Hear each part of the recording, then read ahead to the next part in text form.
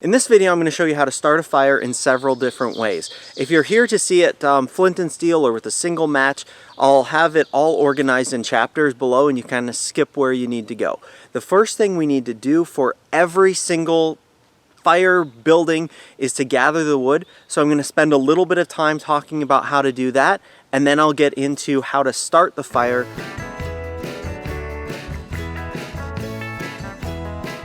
Disclaimer. I'm responsible for the stupid things I do. You are responsible for the stupid things that you do. Seriously, I'm going to show you how to make a small, safe campfire. I'm not showing you how to do stupid stuff to get people hurt, including yourself. Be safe, have water nearby, have it in a contained area where it is monitored and safe, and if you're young, definitely do this with an adult nearby. Now, let's go gather some kindling.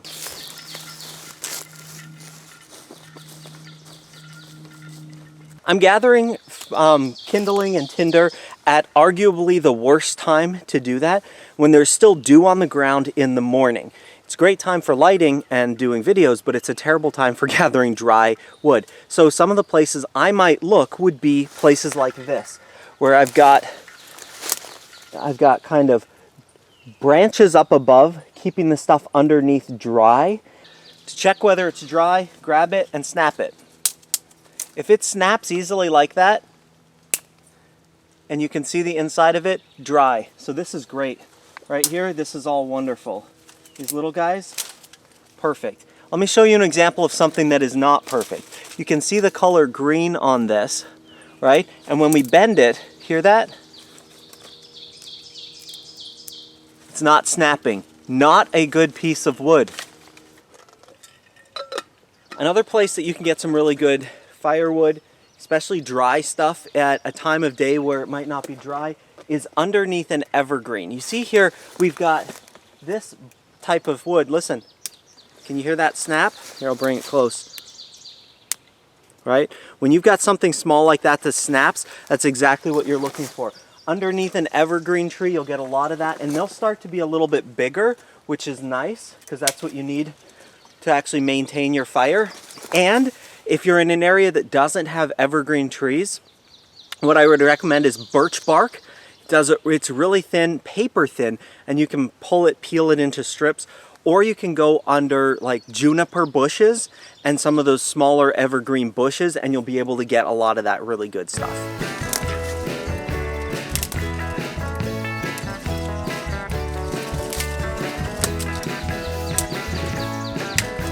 Let's talk for a brief moment about fallen wood. Oftentimes when wood falls on the ground, it means it's dead, which is dry, and that's great. But if it sits on the ground for too long, it gets really, really wet and it will rot. So if you are going to pick up some dry or some fallen wood, what you need to do is check whether it will break with a nice snap or whether it's kind of waterlogged. And you can tell that by opening it up, sort of taking a look. Here, let me show you. This one's not very good for what we're looking for. You can kind of tell because of the feel of it. When the bark peels off, it's just wet underneath. I can feel it's wet all the way through. When I grab it, it crumbles. That's because it's rotting. This is not great wood for starting our fire. While I was looking through the woods, I came across this pile. This is a really good example of fallen wood that should be useful. Notice it fell, but it stayed above the ground, so it's not going to absorb as much of the moisture from the ground, and the bark has fallen off, which means it'll dry and wet quickly on the outside, but it'll stay pretty dry on the inside. Now, to harvest these slightly larger pieces, you're going to want either an axe or a saw, like a bow saw. There's another great thing. Look at that. This is a fallen down tree that's splintered at the bottom, and these pieces are clearly dry. They will make great fire starters.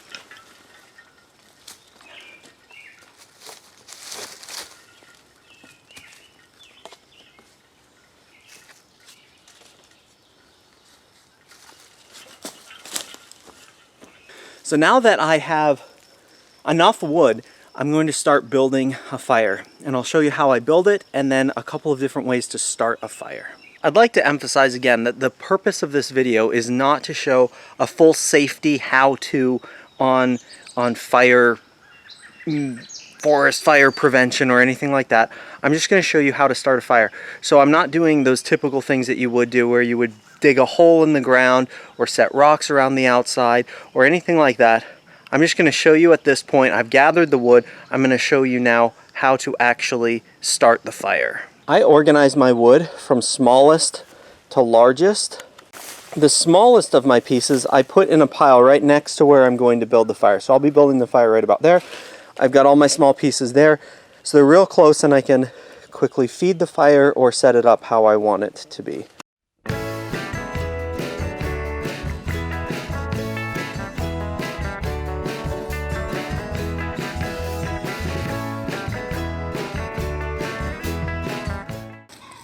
Whittling like this to make a little bed underneath whatever fire you're going to build is a great way to have small stuff at the beginning. I also want to show at this point a cheat, a little trick that I use every time I'm building a fire, and it's something that helps to get the bigger wood like this that's nice and dry down to being smaller. And for that I use my pocket knife, peel off anything that's wet, like that bark was wet. So what I'll do instead is I'll cut in, but I won't go all the way out. So I'll cut and repeat. And then what you get is a larger piece that's cut into many smaller pieces. So this will help, the smaller pieces will catch on fire, but it'll also help the larger piece get eventually on fire. So you can do that with this entire stalk here, splitting it basically to the point where this entire larger piece of wood will get caught on fire. It's a trick to fire starting, is getting the smaller pieces to heat up the larger pieces. And this is just a bit of a cheat that kind of gets it there already. You can even make them small like that. So again, these smaller pieces will light up the larger pieces, and it makes it easier for this bigger piece to get caught on fire. This to me is a perfect fire starter. All right, look at that. Now that I have a bunch of dry from the inside of wood shavings like this, I'm going to try and build up with slightly larger pieces around the outside. Now, this is beginning to look like one of those like log cabin builds, but I don't use a traditional log cabin build at all, but I do want to have some larger pieces around the outside. So if there's any place where the log cabin look is happening for me, it's when I'm first building a fire and I want to have these things on the outside that are a little bit bigger. Next comes all these dried twigs that we picked earlier. These ones are twigs that are, you know, snap apart. They're perfectly dry. If they have any dampness or wetness to them, we get rid of them. But even with these ones, I could take the knife, if they're a little bit bigger, and open them up as well. So we get smaller pieces that can help to get the bigger pieces caught on fire. And those ones are going to stay a little bit more to the outside, okay, but they're going to be there too. We can cut up anything we want at this point. Now that we have all the small stuff we need to start planning where exactly we're going to start to light it. With a flint and steel, you can't just put the smoke underneath like you can with a match. With a match, we could probably put it right underneath here and it'll start to catch this stuff. And so with a match, we're probably good to go. With a flint and steel, you have to kind of strike it down on top of things. So we want to create a pad here that's going to catch on fire so that we can put it underneath the rest of the fire or underneath the rest of the kindling and tinder here and kind of get that going. So we want all this dry stuff here. We want a nice pad right here where we can start actually doing the lighting. If we're going full flint and steel at the beginning here, which I'd like to do, and it's a little bit damp like it is today, you could try and make your chances a little bit bigger by even putting on some sawdust, right? I'm not doing this to cut up this log. I'm doing it to give even smaller pieces of wood, something that might catch on fire that normally wouldn't. In almost all cases, I will not use leaves to start a fire. I've done it before, and I'm going to use them today for this, but If you're doing anything except flint and steel, you really shouldn't need to get down to leaves. Leaves are kind of a pain to work with. They have to be 100% dry. When you touch them, they have to fall apart. So I've selected a couple of leaves here, and that will not be the main thing that I'm doing to start this fire, but I'll have some leaves on the side. The problem with leaves is that they burn so quickly and they let off a lot of smoke, and oftentimes they contain moisture, which isn't going to help your fire. But if you've got some perfectly crunchy leaves, and this one even doesn't feel like it's perfectly crunchy, but if you get perfectly crunchy leaves, you can start it. And again, this is with flint and steel. If you've got like a dryer lint or a piece of paper or anything else, I would highly recommend that over trying to use leaves and like tiny little wood shavings. But we can do it with this. As I was going through the woods to get some more leaves, I found a gem. Look at what I found. Huge chunk of it. I just called it a gem, dude. It's not actually a gem. It's a piece of bark. It was rotting. So we've got this beautiful bark that's totally dried out. This will be great. If I'd found that earlier, I probably wouldn't have spent as much time. Look at this. It just like peels apart. It's perfectly dry. This is great. This is a good flint and steel right here. So it's made up of a couple of parts. One, you've got your chunk of, this has magnesium and this is your flint, and then you've got a chunk of steel here that you're going to use to make sparks. Watch. See? So the way that this works is that you scratch a bunch of this into the fire here, and that these little chunks of magnesium will actually light even faster than anything else. So you can get kind of a bunch of almost like little sparklers in there that will light, oh man, really quickly. That's kind of in my way. But I want to have a concentrated area here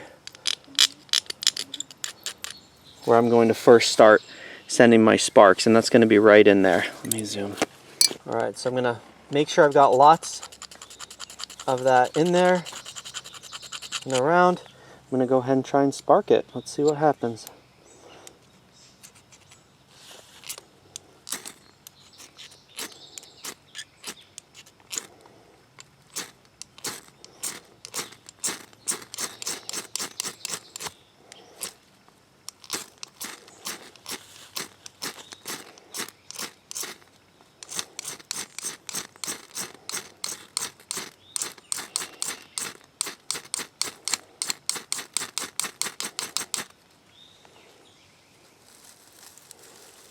Ah, I didn't have enough stuff. All right, try that again.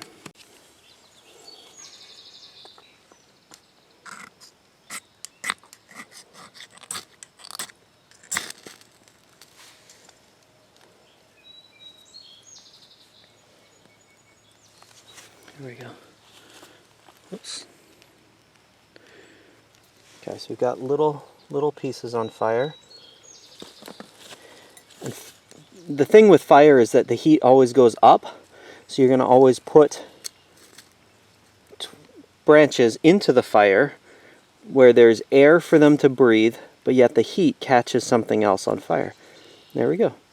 We have ourselves a fire using flint and steel. Now I need to put this fire out so I can show you how easy it would have been using a match. Here's my tinder box of things that I would bring with me if going out camping to help start a fire. I've got some matches, I've got some lint from the dryer, I've got a wadded ball of paper, and then I've got my flint and steel. You can use flint and steel with dryer lint. It works really well. It's a lot quicker than what we did on that first one, and I'll demonstrate how quick you can start a fire that way. It really doesn't take much of this. Like, I could have just like that much, and that's probably good. I would set that as my base underneath some smaller pieces of wood. Again, I've already started a fire here, so I've gotten rid of some of my best tinder, but that's all right. I'll take my flint and steel, just like I did with the other one. I'll put some magnesium on there and make sure that a bunch of it hits that that dryer lint. And then we strike this and it's going to go up almost immediately. This is what I usually do when using flint and steel, is to have some dryer lint. And you'll see how quickly that went. Much quicker than trying to use what we did with the last one, where I had leaves and some birch bark and some cut up small pieces of wood. I mean, you'll start a fire pretty quickly this way. And notice that the lint is, or the dryer lint's almost entirely gone, but it's already gotten the smaller pieces going already. I've got to put that out, or I'm not going to be able to show you how to start a fire with a match. Even in the best of conditions, I like to have paper when I'm starting a fire with a match. It just makes it a lot easier. But let's say you don't have paper and all you have is, wow, I'm running out of matches. All you have is a couple of matches and you need to start a fire. That's okay. I'm going to get rid of this. That's what's left over of the dryer lint, so that would be cheating. But I'm going to show you how I would start a fire with a single match. That's a challenge that we had back when I was in Boy Scouts. I'm going to try and light up a couple of these guys in there. And I know I've gotten rid of a bunch of them while I've done the other fire starting, but these things go up really quickly. You can easily light that if it's dry with a single match. So I'll kind of put that here, and I'll try and stick my match right underneath here and get maybe this one caught and this one caught and that one, and that should be enough to start the fire in there. All right, so here we go. Can I start a fire using a single match? If not, I don't know, maybe I'll reset and do it again in a single take. No, I won't do that. That would be cheating. There we go. See, I mean, that just starts right up. I didn't even need much of that match. I just blew it out actually. But that'll be enough to get it started all underneath there. We've set it up so that there's lots of kindling. I don't even need to mess with it too much. But if I was really concerned about it, I would be piling wood on top like this to try and get that fire to kind of spread to other things. I'll take some of that birch bark that I found. That would be a great thing to throw on right now. Just stick that right in there, and boom, you've got yourself a perfect fire. I mean, that's going to go up real easy. Look how much of that match I used. Barely any. So with a single match, you can easily start a fire if you do some prep work beforehand. All right? And it's the easiest way to start a fire from the ways that we've done so far. Oh, gotta back up here a bit. That's really going, Andrew. We're gonna need to shut that down pretty soon. I don't actually want a fire here. Oh, good thing I have my safety precaution. A bucket. Yeah, that's fun. I hope that video was helpful, showing you different ways to start a fire using only the things that I was able to get from the woods and a couple of helpful tools. I did show using dryer lint for using the flint and steel, just as a comparison. So if you are going camping, grab some dryer lint and put it inside of a waterproof container. You'll be happy that you have it with you. I hope that was helpful for you. Have a wonderful day.